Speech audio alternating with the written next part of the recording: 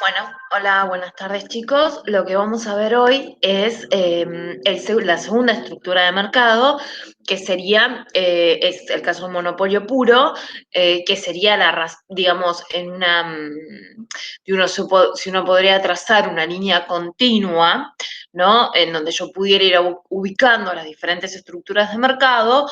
Nosotros empezamos en la explicación con una estructura de mercado completamente competitiva, en donde hay muchas cantidades de empresas, donde estas empresas no pueden incidir sobre el precio del mercado, y del otro extremo está el monopolio, en donde solo existe una única empresa, y esta empresa va a fijar las condiciones del mercado. Ahora vamos a ver un poco qué significa fijar las condiciones del mercado, ¿sí? Porque uno piensa que una empresa monopólica puede hacer lo que quiere, pero en realidad tampoco es tan así, ¿sí? Si bien tiene poder de mercado, pero hay una restricción que en alguna medida, digamos, la frena, que es, bueno, la existencia de una demanda, ¿no? Y la predisposición a pagar de la demanda. Entonces, les voy a presentar la presentación, valga la redundancia. Bueno, eh, básicamente está la bibliografía del capítulo 6 de Kusuyanis, ¿sí? Y el capítulo 24 y 25 de Varia. Esto está más focalizado en la parte de Kusuyanis, pero hay una parte que habla de lo que tiene que ver con la elasticidad, en donde opera la curva, digamos, el monopolista, que lo van a ver en la parte de Varia.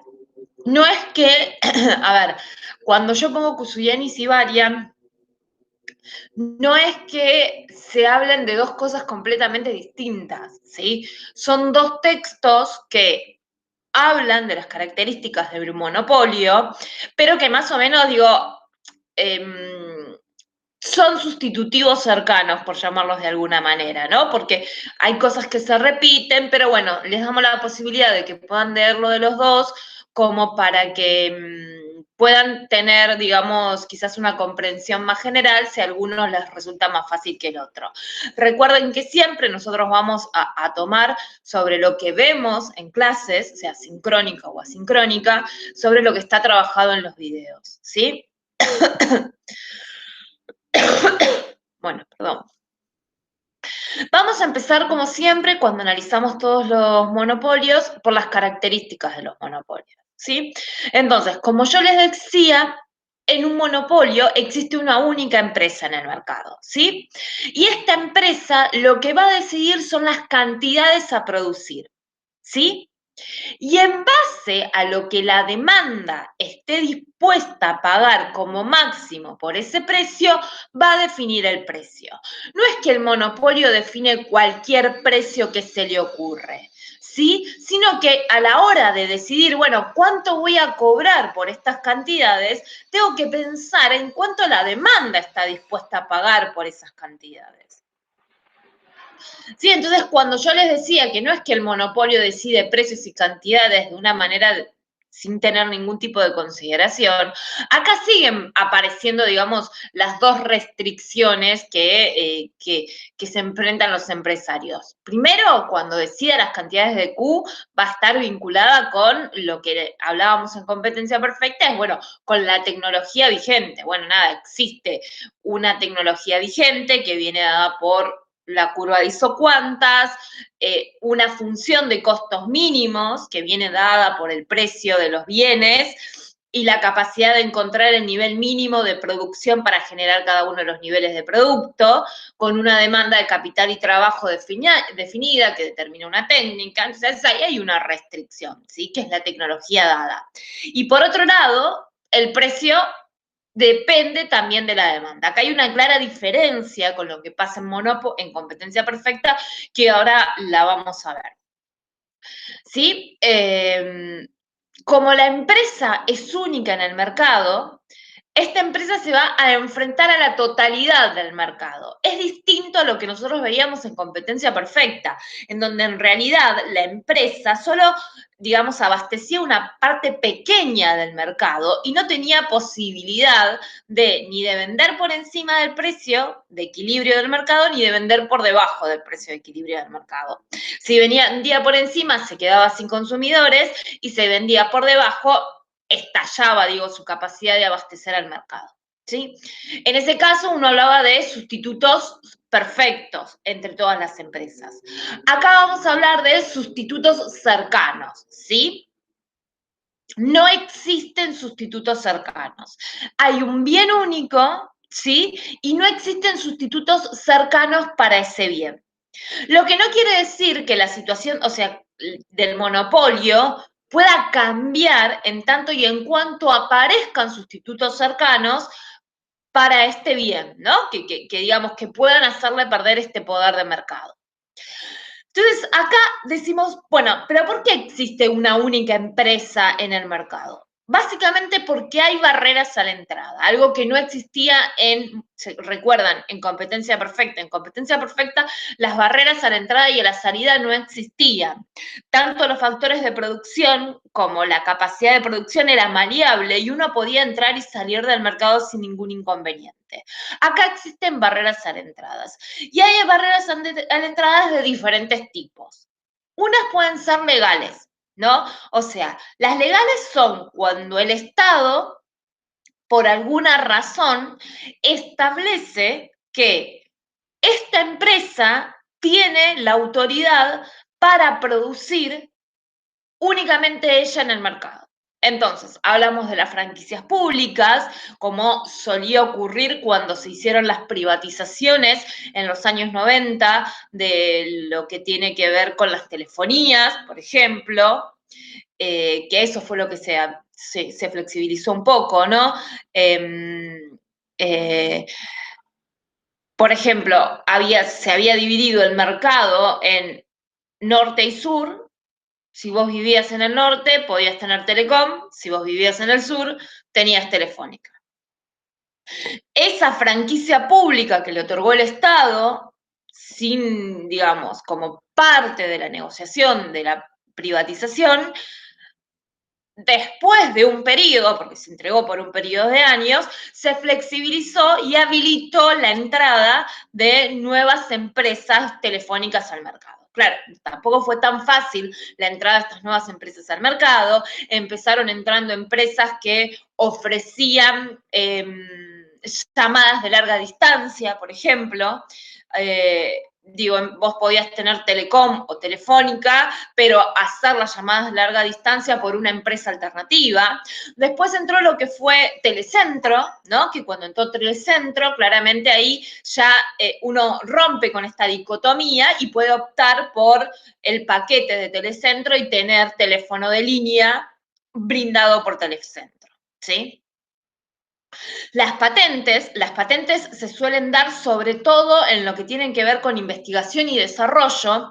Los procesos de investigación y desarrollo son muy inciertos, o sea, si yo quiero desarrollar, no sé, un nuevo medicamento, desarrollar una nueva línea de productos alimenticios que es muy innovadora, y todo lo que tenga que ver con investigación en I+D, es muy riesgoso, porque claramente de antemano todo este tipo de investigaciones no me permiten a mí saber si yo voy a tener éxito, y requiere mucha inversión para poder hacer esa investigación y desarrollo, que no solo lleva muchos años, mucha plata, sino también a veces lleva muchos años de desarrollo.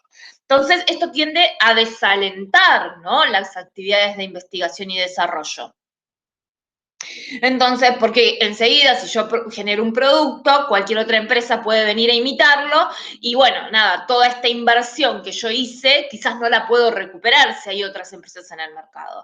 Entonces, lo que hace es establecer patentes, y al establecer patentes lo que le da en general también es por un tiempo determinado la explotación a una empresa de la producción de determinado medicamento, de determinada, por ejemplo, nueva línea de producto alimenticio, sobre todo en estas nuevas etapas en donde hay muchos productos alimenticios que se vuelven sintéticos, ¿no?, que se elaboran en laboratorios. A eso me refiero con productos alimenticios. Y después están los derechos de autor, ¿no? que bueno, que también tienen que ver con, en lugar de ser cuestiones más vinculadas a lo que tiene que ser la investigación en I+D, tiene que ver más con el arte, por ejemplo, las canciones y demás. Bueno, digo, yo construí una canción, yo armo una canción, pago derechos de autor o a veces por frases o demás, que tienen que ver con generaciones que parten desde el arte, le doy derechos de autor y bueno, eventualmente quien quiera en algún momento disponer o usar esa canción, va a tener que pagar por usarla, ¿no? Entonces, de esa manera uno trata de compensar los gastos perdidos. Los gastos en realidad no son gastos perdidos porque son inversiones que uno hace, ¿no? Pero tiende a recuperar la inversión.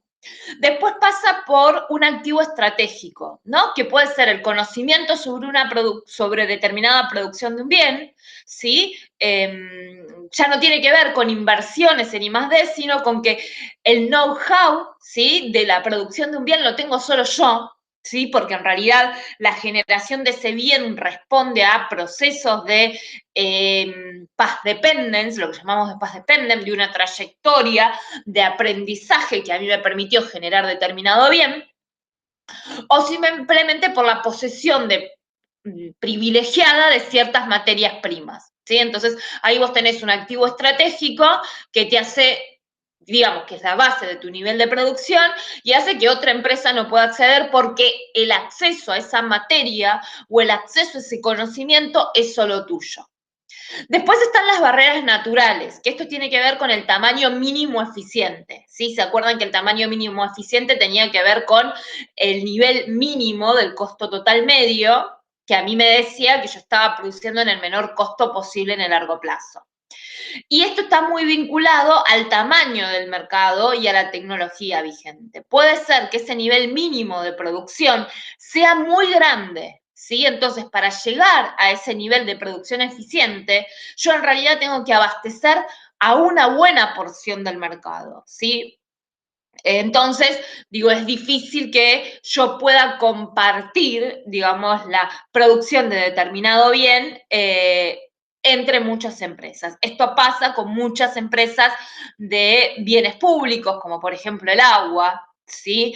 En donde la verdad uno no puede tener, por ejemplo, en la ciudad de Buenos Aires o en el AMBA, o por lo menos en la ciudad de Buenos Aires, varias empresas que generen producción de agua potable, ¿sí? Porque el tamaño de la planta, la tecnología que se necesita para generar ese tamaño, ese volumen de producción eficiente, requiere que exista una demanda grande para poder consumir ese nivel de producción.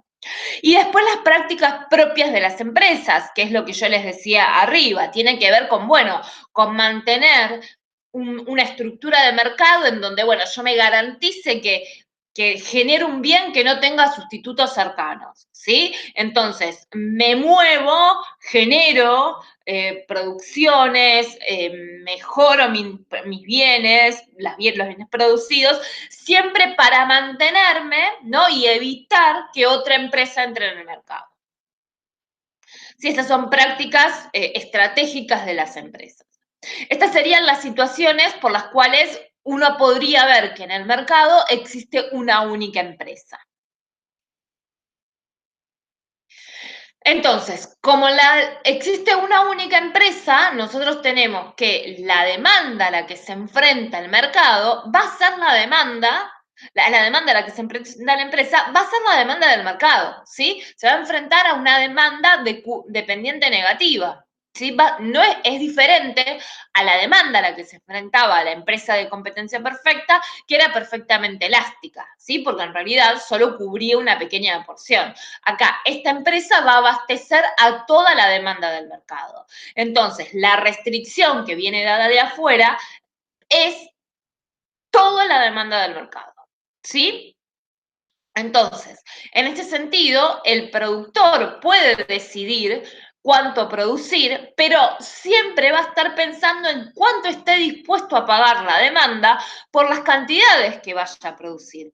¿Sí? Y fíjense en que acá hay un cambio en el concepto de la función de demanda como nosotros la solemos ver, que es una demanda de cantidades que depende del precio. precio.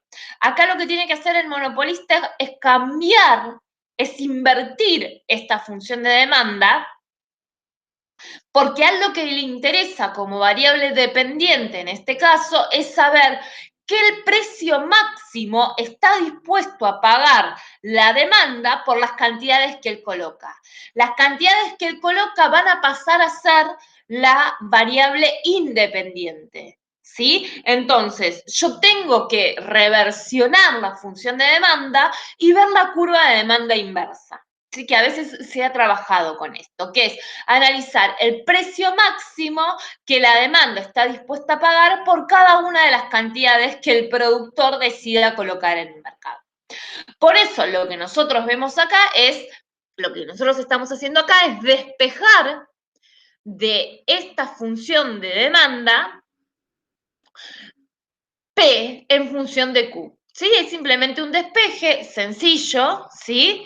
En donde, bueno, digo, acá va a haber una ordenada al origen, va a haber una pendiente, esto va a ser una constante porque son dos parámetros, A y B, 1 sobre B también va a ser una constante, va a seguir teniendo una relación inversa porque claramente cuando el empresario vaya colocando más cantidades en el mercado, la demanda va a estar dispuesta a pagar menos precio por él.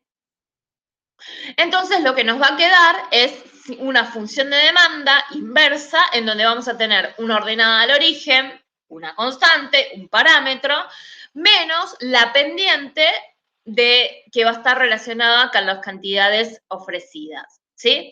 Nosotros vamos a trabajar con funciones lineales, no necesariamente las funciones lineales, pero bueno, vamos a trabajar con funciones lineales.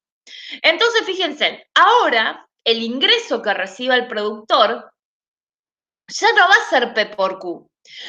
En realidad va a ser P por Q, pero ahora este P va a ser una función de las cantidades ofrecidas. Entonces, este P no va a estar dado fijo, sino que va a ser una función. ¿Sí? Entonces, es P que va a depender de Q por Q. Por lo tanto, va a ser esto que está acá, que es una función, por Q. ¿Sí? Entonces, el ingreso total me va a quedar una constante por Q menos otra constante por Q cuadrado, porque lo que hice fue,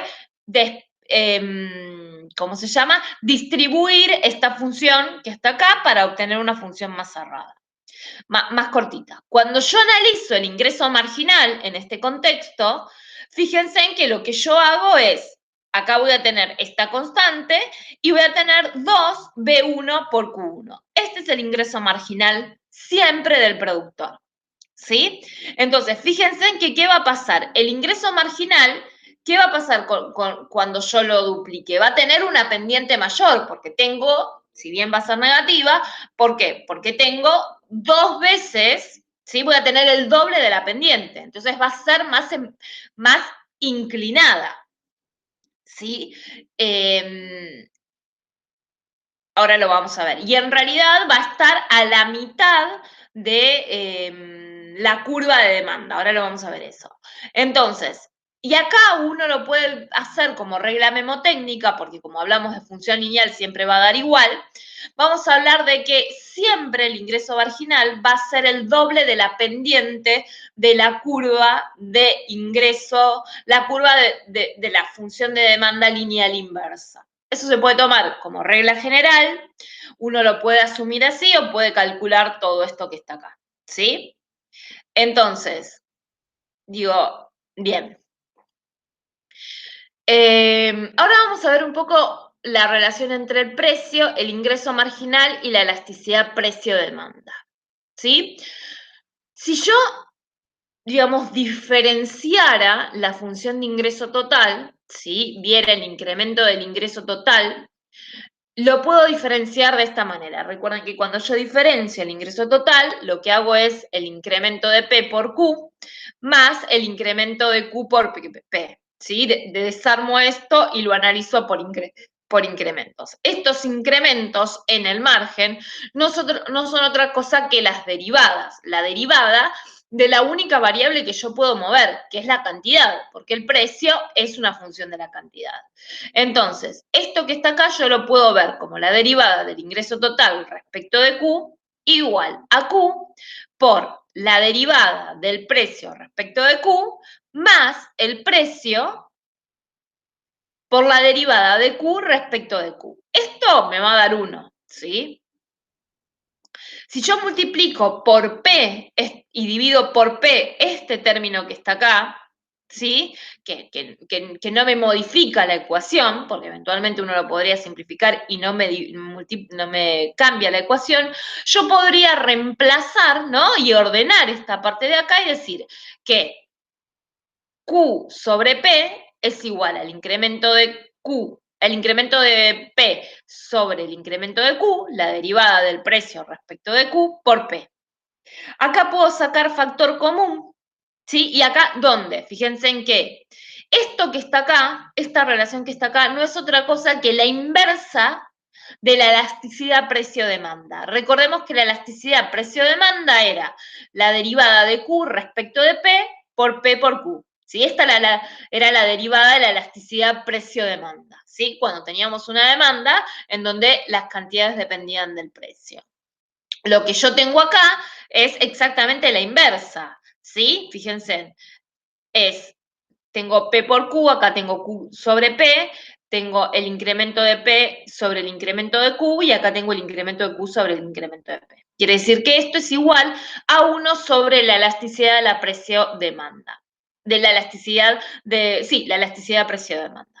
Entonces, yo acá puedo sacar factor común P y me queda que 1 más 1, porque me queda 1 de acá, más 1 sobre la elasticidad precio-demanda, que es todo esto, es igual al ingreso marginal.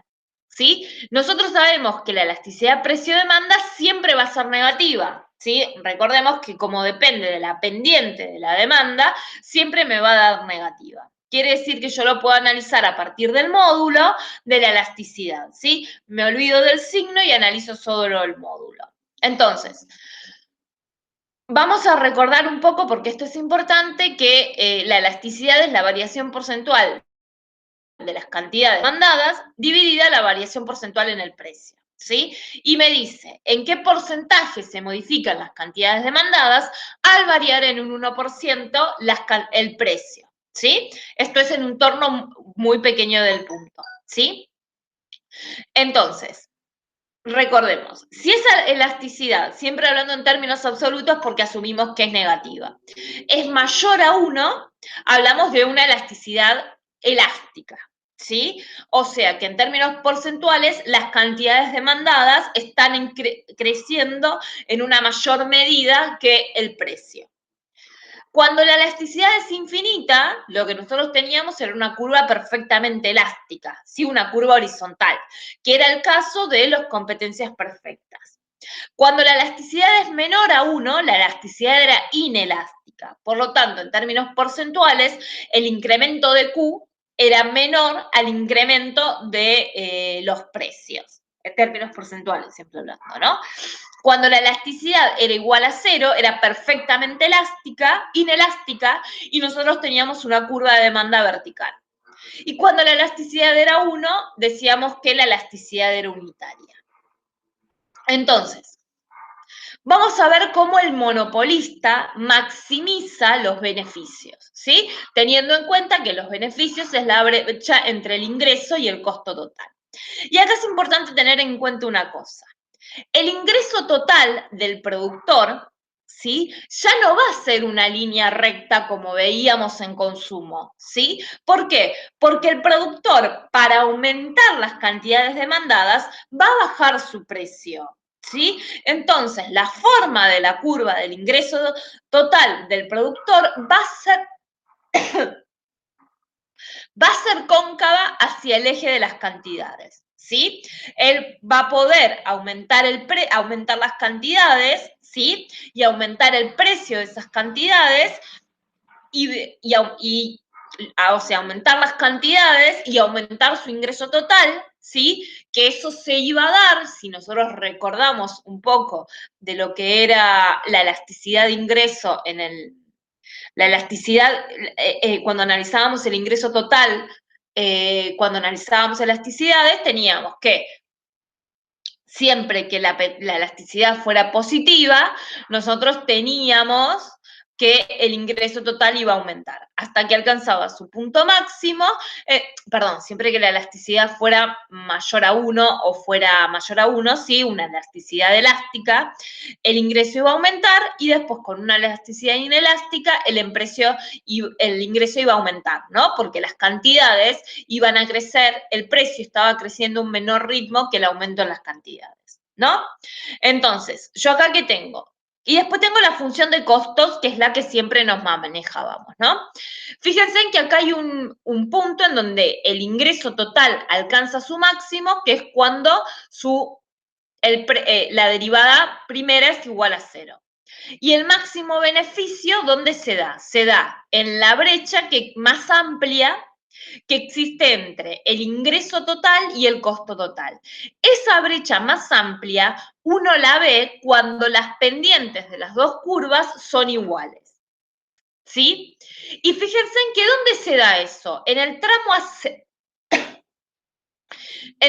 ascendente de la curva de ingreso total. Por lo tanto, esa brecha, ¿sí?, se va a dar sobre el tramo de la demanda elástica, o sea, cuando la demanda es elástica, ¿no? Cuando yo estoy aumentando las cantidades y mi ingreso aumenta más porque la variación en el precio es menor al aumento de las cantidades. Para maximizar beneficios, acá no hay mucha diferencia en lo que veníamos viendo en consumo, porque siempre, en consumo, en competencia perfecta, porque siempre lo que va a hacer el consumidor, el productor, va a ser maximizar sus beneficios, ¿sí? Es sus beneficios dados por el ingreso total menos el costo total, ¿sí? El ingreso total, nada más que en este caso, en vez de ser P por Q con un P fijo, va a ser un P que depende de las cantidades demandadas, ¿no? De las cantidades ofrecidas por las cantidades ofrecidas. Entonces, de nuevo, se van a tener que cumplir las dos condiciones que veníamos analizando. Primero, que la derivada primera de la función de beneficio total se iguale a 0 para garantizar que estoy en un punto de inflexión. Y segundo, que la segunda derivada de la función debe ser menor a 0 para garantizar que ese punto es un máximo. Entonces acá lo que simplemente hago es lo mismo que hacíamos en consumo, derivar la función de beneficio total respecto de Q, que era lo mismo que hablar de un beneficio marginal igual al ingreso marginal menos el costo marginal igual a 0, y donde el ingreso marginal tenía que ser igual al costo marginal. Pero recuerden que ahora el ingreso marginal era una función de Q. Volvamos acá.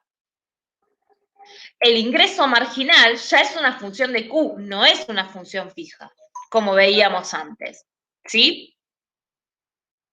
Entonces, cuando yo calculo, para ver, de acá voy a obtener las Q, ¿sí? Cuando yo calculo, para ver si ese Q o esos Q que me puedan llegar a dar van a maximizar o no beneficios, yo voy a tener que hacer la derivada segunda del beneficio total, ¿sí? Y me tiene que dar 0, que es lo que está planteado acá. O lo que es lo mismo, como hablábamos antes, es hacer la derivada primera del ingreso marginal menos la derivada primera del costo marginal. Eso me tiene que dar a 0. Si yo despejo esto, lo que estoy diciendo es que la derivada del ingreso marginal tiene que ser menor a la derivada del costo marginal, ¿sí? O sea que la pendiente del costo marginal siempre va a tener que ser mayor a la pendiente del ingreso marginal, ¿sí? En este caso, no es 0, porque yo tengo una función que depende de Q, ¿sí? Pero va a ser siempre negativa, lo vamos a ver con un caso, ¿sí? Entonces, digamos que en general se va a cumplir. Bueno, fijémonos acá, gráficamente, ¿cómo se hace? Yo tengo la demanda y el ingreso marginal. El ingreso marginal yo dije que tiene el doble de la pendiente que la demanda, ¿sí? ¿Eso cómo se ve gráficamente? Bueno, si la demanda tiene, digamos, corta el eje de las Q en este punto, el ingreso marginal va a cortar al eje de la Q en la mitad de este tramo, ¿sí? Entonces, vamos a tener el costo marginal que va a cortar, ¿sí? Esperen. En realidad acá hay un error que no me di cuenta y que lo pasé por alto. Entonces, las cantidades que maximizan la utilidad va a ser en el punto en donde el ingreso marginal coincide con el costo marginal, ¿sí? Ahí yo voy a encontrar el punto de equilibrio, ¿sí? Una vez que encuentre el punto de equilibrio, me pregunto, ¿cuál es el precio máximo que están dispuestos a demandar los productores los demandantes por esas cantidades? Entonces me voy a la curva de demanda. Fíjense en que yo no voy a poder fijar cualquier precio, ¿sí? Voy a tener que fijar un precio que esté de acuerdo a lo que la demanda esté dispuesta a pagar, ¿sí? Que va a estar en este punto de acá. Y los beneficios totales se van a dar ¿dónde? Vamos a agrupar esto. ¿Se van a dar dónde? En donde es la brecha entre el consumo, como habíamos dicho, lo que yo recibo por cada unidad producida, menos lo que me cuesta producir cada de esas unidades por el total que yo estoy produciendo, ¿sí? Esto lo vamos a borrar porque confunde.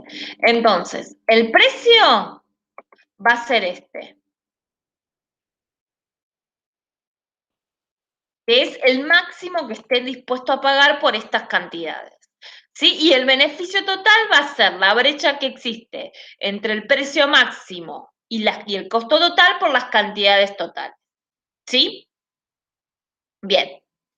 Entonces, fíjense en que acá el precio siempre va a ser mayor al costo marginal.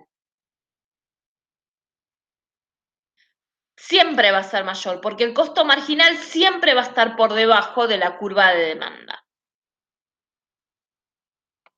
Por esto que les mencionaba, porque es más empinada, ¿sí?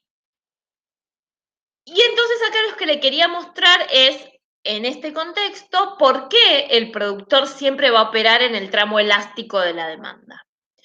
Cuando uno calculaba, digamos, esto es repaso un poco de CO2 y también lo pueden ver en Nicholson 4, el Nicholson de la primera cantidad, uno decía que la elasticidad unitaria de una demanda lineal se alcanzaba justo en la mitad, ¿sí? De lo que era, por ejemplo, si yo tenía que esta era la cantidad máxima que estaban dispuestos a demandar el precio, la elasticidad unitaria se alcanzaba en el punto medio entre las cantidades máximas que estaban dispuestos a demandar a un precio cero y el precio cero. En ese punto se da la elasticidad unitaria, que coincide, obviamente, con el punto en donde el ingreso marginal corta al eje de las cantidades, ¿sí? Porque tiene el doble de la pendiente.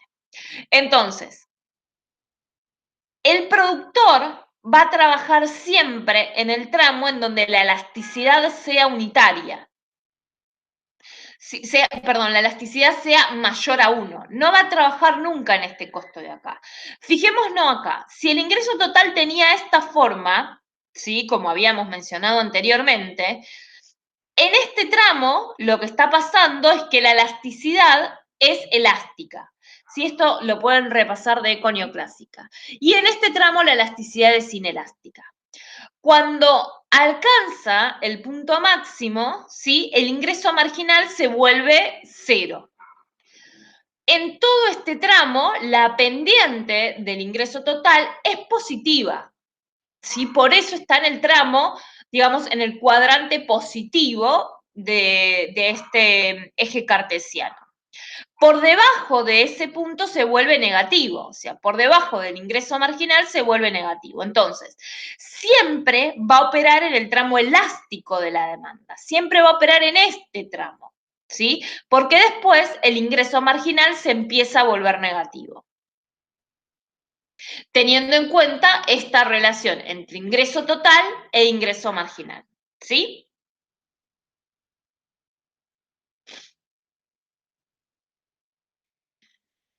Cuestiones sobre el óptimo. Entonces, a diferencia de lo que ocurre en los mercados competitivos, donde la curva de la industria es la suma de la curva del, donde la curva de oferta de la industria es la suma de las curvas de ofertas de cada una de las empresas que integran esa industria. Recuerden que nosotros podíamos pasar de la curva de la industria de la curva de la empresa a la curva de la industria, agrupando, sumando las curvas de costo marginal. En los mercados monopólicos esa función de oferta no existe.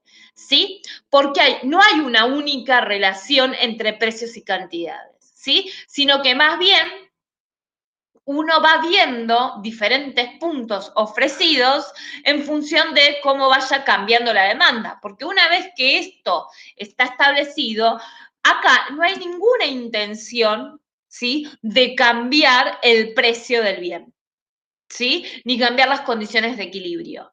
Acá, como no hay, hay barreras a la entrada, nadie va a poder entrar en este mercado y aprovechar los beneficios extraordinarios que tiene este mercado, ¿sí? Entonces, él se va a quedar en ese punto.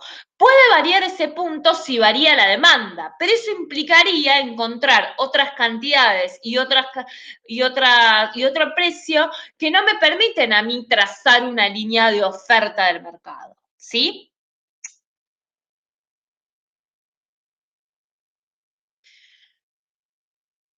Bien. Cuando el ingreso marginal tiene pendiente negativa, esto se cumple cuando el costo marginal sea constante, creciente o incluso negativo, pero con pendiente menor al costo marginal, es donde se alcanza siempre se alcanza, digamos, eh, el punto de maximización del beneficio, ¿sí? En términos absolutos, la pendiente del ingreso marginal va a ser siempre menor a la pendiente del costo marginal, ¿sí? Nunca va a estar en el punto del costo marginal decreciente. Eso puede ocurrir cuando existe un monopolio natural, ¿sí? Entonces, en ese punto puede ocurrir que se necesiten subsidios para salvar una situación en donde no se esté maximizando los beneficios, ¿sí? Pero en general, siempre como el costo marginal es creciente, ¿sí? En un caso normal, el equilibrio se va a alcanzar en donde el ingreso marginal tiene una pendiente mayor al costo marginal, ¿sí? Pero puede ser que el costo marginal sea siempre decreciente y tiene que ver con la tecnología. Por lo tanto, puede ocurrir que en ese caso el ingreso marginal sea menor, ¿sí? También tenga una pendiente mayor que el costo marginal, ¿sí? Entonces, en esta situación se puede dar en un monopolio natural y ahí se va a requerir la intervención del Estado para salvar las pérdidas. Acá, a diferencia de lo que ocurre en competencia perfecta, el precio siempre va a ser mayor al costo marginal, ¿sí? Entonces, va a haber un nivel de producción mayor a un precio más alto que en el caso de un mercado de competencia perfecta.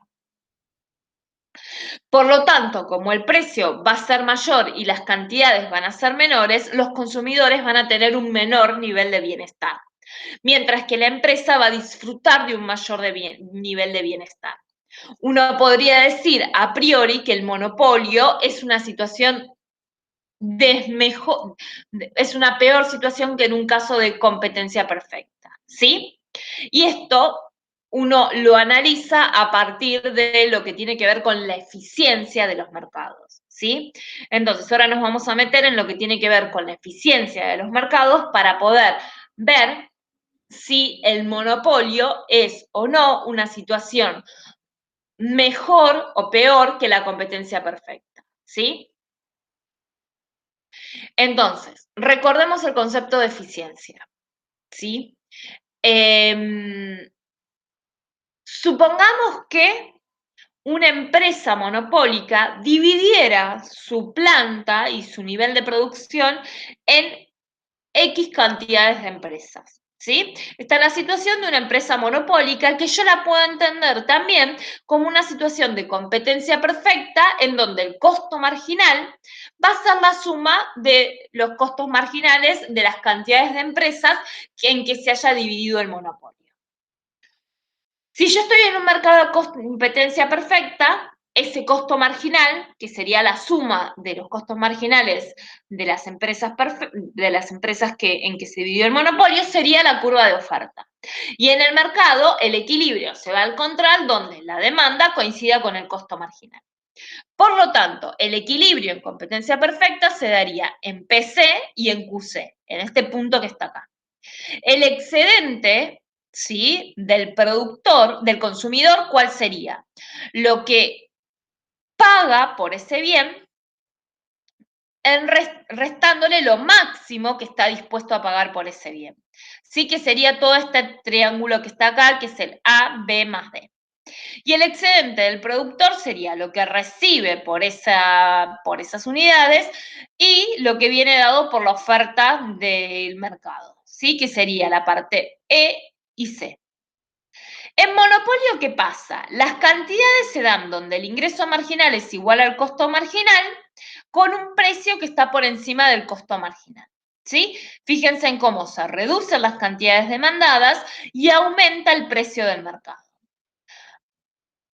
Fíjense en cómo se reduce el beneficio marginal, el excedente del productor solo a la parte D, pierde A y B, y cómo el beneficio del productor pasa a incorporar una parte de ese excedente del productor que viene dado por A y E. ¿Y qué pasa? Hay una parte de los excedentes que se pierden, que es la pérdida irrecuperable, dada por B y por C. Entonces, claramente, esta pérdida irrecuperable muestra una situación de ineficiencia porque hay excedentes que ya se están dejando de tener y muestra también una mejor situación del productor porque se aprovecha de una parte de ese excedente del consumidor y el consumidor reduce su nivel de excedente. Todo esto es un monopolio con precio único, pero puede ocurrir que existan condiciones del mercado en donde se puedan discriminar precios. ¿Qué implica la discriminación de precios? Implica que el productor puede identificar grupos de consumidores y puede identificar la predisposición al pago de ese grupo de consumidores. Entonces, esto les va a permitir al consumidor, al productor, apropiarse de una mayor excedente del consumidor. ¿Sí?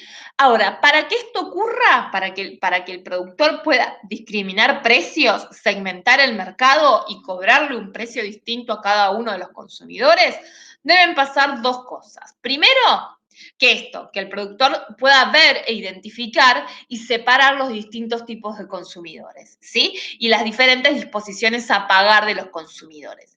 Esto va a estar muy estrechamente relacionado con la elasticidad precio de cada uno de estos grupos de los consumidores. Y después que no puede haber reventa entre los consumidores, ¿no? Entonces, hay tres discriminaciones de precios. Una discriminación perfecta de precios o de primer grado, que es la versión extrema, en donde el productor le puede cobrar al consumidor, a cada consumidor, el precio máximo que él estaría dispuesto a demandar por ese bien. Sí, entonces, si yo vendo una cantidad, le cobro al consumidor que esté dispuesto a pagar lo máximo que viene dado por la demanda. Si yo vendo 2 unidades, o quien quiera comprar 2 unidades, le cobro el precio máximo que esté dispuesto a comprar ese consumidor, a pagar ese consumidor por esas 2 unidades. Después puede ser que uno lo segmente por cantidades demandadas, ¿no? Entonces, por cantidades o unidades del bien. Yo puedo decir, bueno, a quienes me compren determinadas cantidades de bien, yo le hago un descuento, ¿no? Que en general se dan en las compras al por mayor. Yo, cuanto más compras, bueno, te puedo hacer un descuento y hacer pagarte menos. Entonces, no es que a todos les cobro lo mismo, sino que en función de las cantidades que yo te venda, te puedo cobrar un precio distinto, que es una discriminación de segundo grado. Y una discriminación de tercer grado es cuando yo puedo agrupar a los consumidores por sus predisposiciones al pago, ¿sí? Entonces no le cobro lo mismo a todos los consumidores, sino que puedo identificar grupos de consumidores. Esto se da en general en los que tienen que ver con las líneas aéreas, ¿no? Y uno podría agrupar los consumidores en función de los viajeros turistas o los viajeros por business, ¿no? Digo, yo puedo tener grupos de consumidores turistas que suelen planear su viaje con más anterioridad. Entonces a mí me permite hacer una planificación de la distribución de mis pasajes y a estos cobrarles un menor precio que a los que viajan por business, que en general suelen comprar los pasajes mucho más cerca del vuelo y a estos les cobro un precio más caro.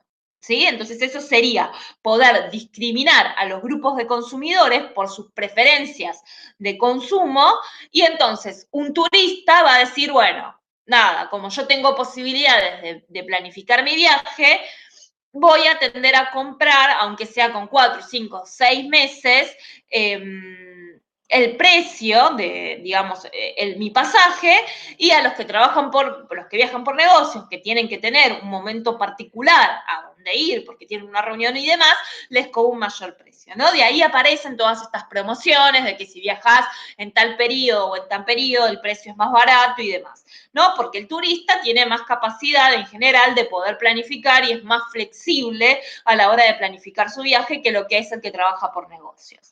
¿Sí? Eso sería una manera de clasificar a los consumidores por sus preferencias en términos de la disposición a pagar.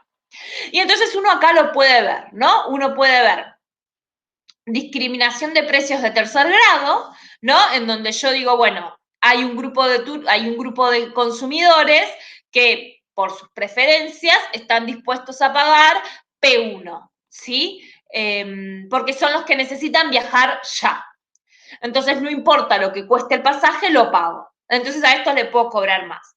Y hay un grupo de consumidores que va a estar dado por el punto A, combinación P y X, en donde, nada, digo, ellos no tienen problema de planificar sus viajes, de organizarlos y demás, y están dispuestos a pagar un precio más bajo, ¿sí? Entonces, fíjense, ¿qué pasa acá con los excedentes? Sí, pensemos solo en el excedente del consumidor. Este, ¿sí? Es el precio que pagarían, por ejemplo, los que viajan por negocios. Entonces, el excedente del consumidor va a ser este que está acá. ¿Sí? Si yo a todos les cobraría el mismo precio, yo a este grupo, ¿sí? les podría acaparar esta parte del excedente del consumidor. ¿Sí? Porque esta parte, ¿no? Que es, digamos, la diferencia entre el precio que pagarían todos y el precio que por encima que están pagando ellos, es una parte del excedente del consumidor que este grupo que está dispuesto a pagar un precio más caro lo está perdiendo. ¿Sí? Y acá tendríamos el excedente del consumidor de los que están dispuestos a esperar un poco más o, ¿sí? O a los turistas, en donde el excedente del consumidor va a estar dado por todo esto. ¿Sí? Entonces, digamos, el excedente del consumidor va a estar dado por la apropiación de esto y va a estar dado por la apropiación de esto. ¿Sí? Porque este sería el segundo grupo de consumidores. Acá yo tengo el primer grupo de consumidores que está dispuesto a pagar esto, este sería su excedente y esto es lo que yo me apropio, y este sería mi segundo grupo de consumidores en donde el excedente es este que está acá. Esa sería la discriminación de tercer grado. La discriminación de segundo grado, en donde yo puedo dividir por cantidades, ¿sí? También a mí me permitiría, fíjense en toda esta diferencia, hay un grupo que si le vendo esto estaría dispuesto a pagar P1, a un grupo que si le vendo un poco más les bajo el precio y así sucesivamente, ¿no? Entonces, el excedente del consumidor va a estar dado por esta brechita que está acá, por esta brechita que está acá, por esta brechita que está acá, ¿no? Porque fíjense que cada uno de estos son grupos de consumidores, ¿sí? Entonces, a este grupo de consumidor, que es la brecha entre X5 y X, le estoy cobrando esto, ¿sí? Y lo que estaría dispuesto a pagar como máximo sería esto. Entonces, el excedente sería este que está acá.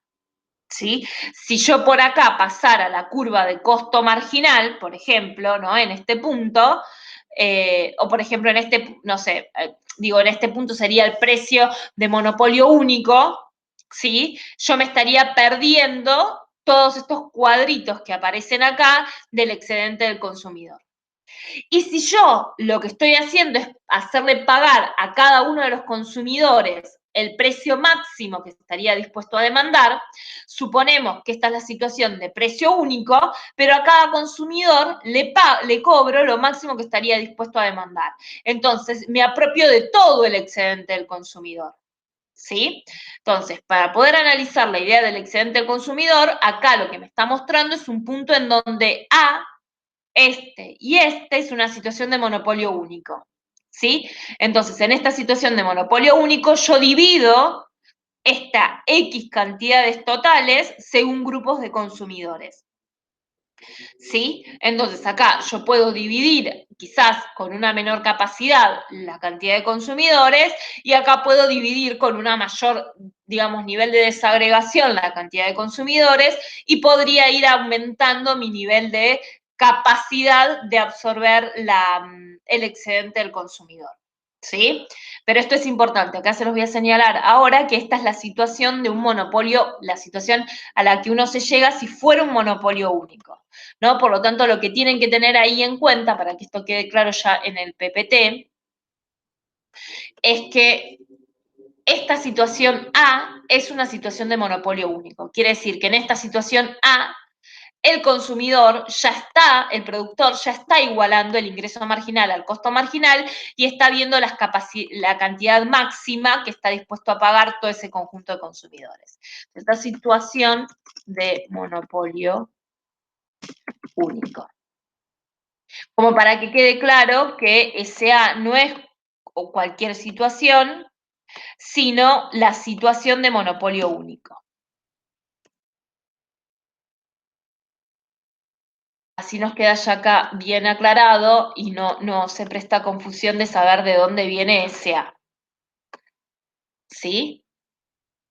Que es lo mismo, o sea, recordemos que cuando hablamos de situación de precio único, y ahora lo voy a aclarar nuevamente acá para que no quede simplemente el gráfico, bueno, a veces uno se nos cuelga estas cosas. Esta es una situación de precio único, esta es una situación de monopolio de precio único. También para que el gráfico no me quede tan como complicado, ¿no? Entonces acá vamos a poner un asterisco y vamos a decir que la situación de precio único supone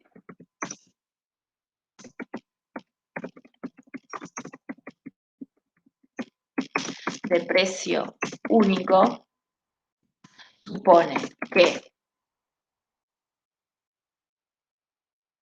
esas cantidades, ¿sí? Son las que igualan el costo marginal al ingreso marginal y SP es el máximo que estaría dispuesto a pagar la demanda si fuera, si todas las unidades se vendieran al mismo precio.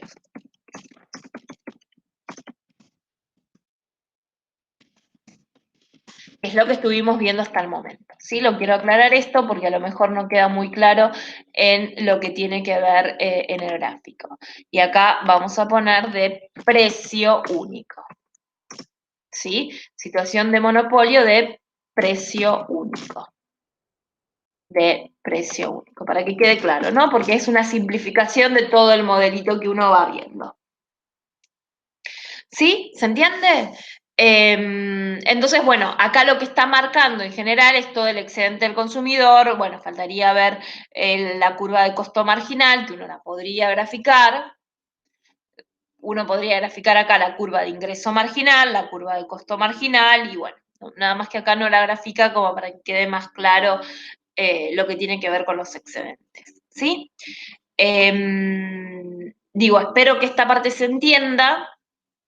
Lo importante de esto es entender que cuando se puede discriminar precios, siempre el consumidor el productor va a poder acaparar una mayor parte del excedente del consumidor, porque cuando vende a un precio único, vende a todas las unidades. En esta situación que tenemos acá, ¿sí? Él vende todas las unidades a este precio, ¿sí? Cuando él puede empezar a decir, bueno, estas son mis cantidades de equilibrio. Bueno, todas estas son las cantidades que yo puedo vender, pero de acá hay muchos consumidores. Entonces yo puedo segmentar esos consumidores. Los puedo segmentar porque puedo cobrarles diferentes precios por cada una, por unidades vendidas, porque veo que hay gente que, por ejemplo, en el caso de las aerolíneas, tiene más tiempo para decidir el producto, las decisiones de compra, entonces nada, va a esperar ofertas. También suele ocurrir mucho con lo que tiene que ver con las líneas de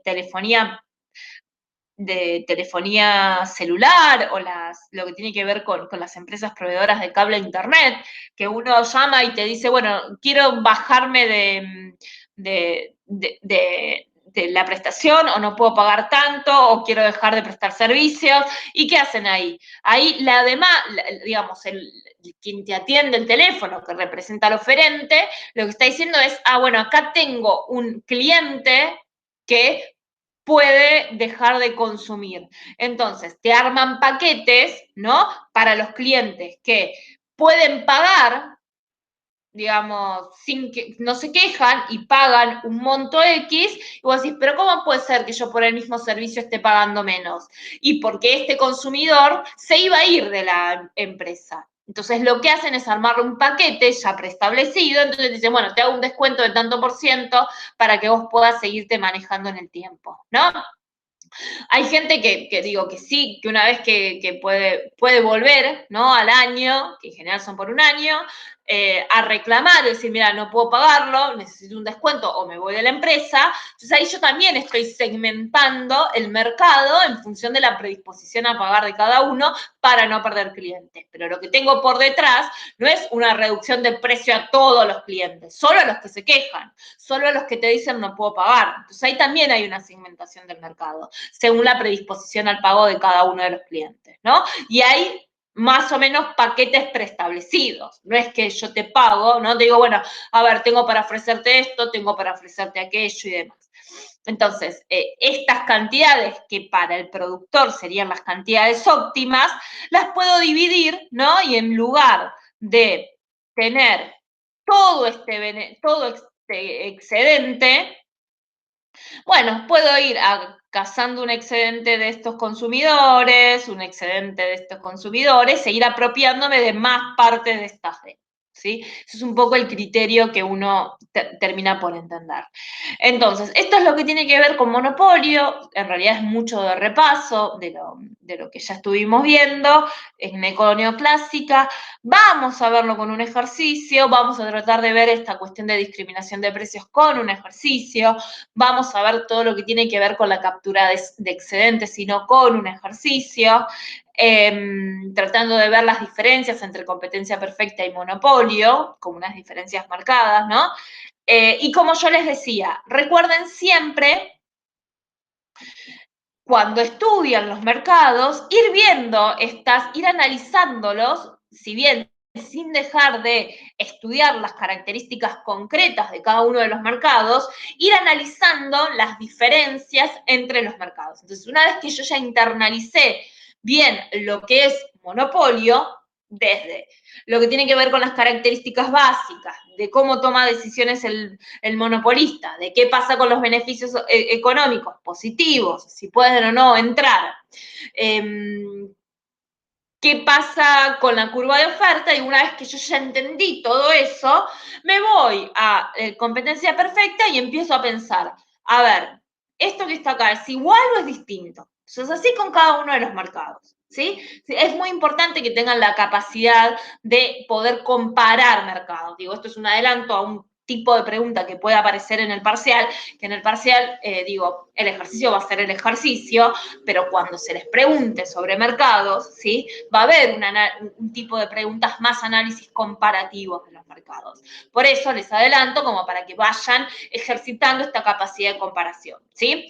Lo que yo voy a hacer es subir un cuadro que por supuesto puede ser mejorado por ustedes, se aceptan mejoras, lo vamos a repasar en la clase de repaso, valga la redundancia, en donde ustedes también puedan ir a medida que vayan estudiando, completando ese cuadro que les permita ir viendo las diferencias entre los mercados. Yo creo que ayuda mucho, ayuda como a terminar de internalizarlo, los conceptos, y bueno, no se olviden de ir, de nuevo, leyendo los textos, viendo los PowerPoints, acompañándose por los videos, y para terminar de entender si efectivamente entendieron toda la teoría, retomen las preguntas teóricas de la guía, como para tratar de poder también justificar, ver cómo lo pueden justificar, si tienen herramientas para justificar. En realidad no son preguntas largas las que uno espera en un examen, sino que son preguntas concretas, básicamente, pero que tengan una justificación